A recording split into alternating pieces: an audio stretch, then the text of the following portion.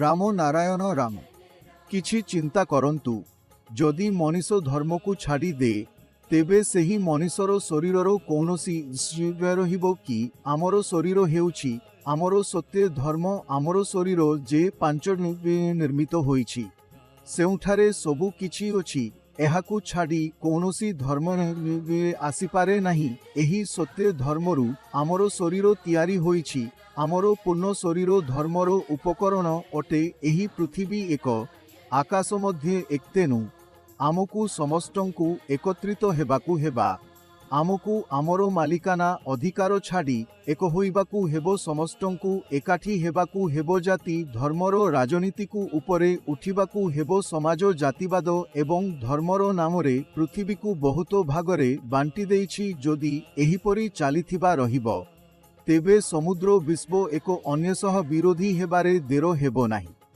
एबे समय आसीछि जे आमे समस्त भेदाभेद को समाप्त करी एक एमिति समाज सृष्टि करिबाकु जहा समताधिक धर्मनिरपेक्ष एवं प्रगतिशील हेबो। एहा तेबे होई पारिबो जेतेबेले आमे आमर विवेक आमर मन सुनिबा प्रकृति सह जोड़िबा एवं राम नारायण रामर जप करिबाकु योजना करिबा। प्रकृति सबुठु बड़ धर्म अटे एवं प्रत्येक लोकंकु एहाकु बुझिबार आवश्यकता अछि।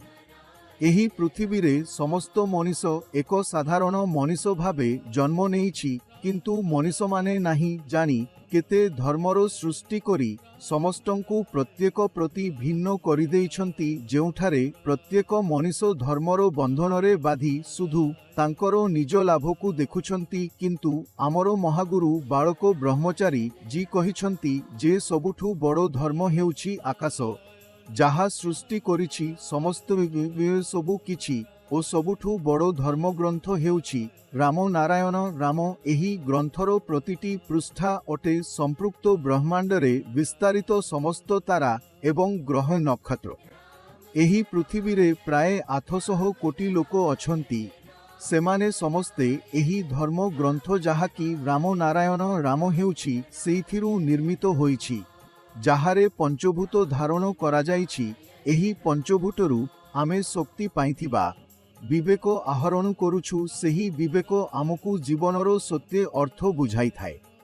एही पृथ्वी रे जेतेबेले धर्मर संगरक्षक अछंती धर्मप्रेमी अछंती सेमाने आमकु एक प्रश्न करिबाकु चाहुछंती जे तांकर मानव निर्मित धर्म एते बड़ ओ शक्तिशाली हेबा सत्ते सेही बेले सेमानंकर संतान तांकर धर्म सहित जन्म नेई नथिले कि सेमाने जेतेबेले निज धर्म रे जन्म नेइछंती सेमाने एक एही साधारण आवाज नेई जन्म नेइछंती। एहीपरि जेतेबेले सेमाने एही समाजरु चली जांती सेमाने एक साधारण सहित चली जांती सेही नुहे जे तांकर निज धर्म सहित चली जांती समस्त धर्मर लोकंकर दुखर एक अटे।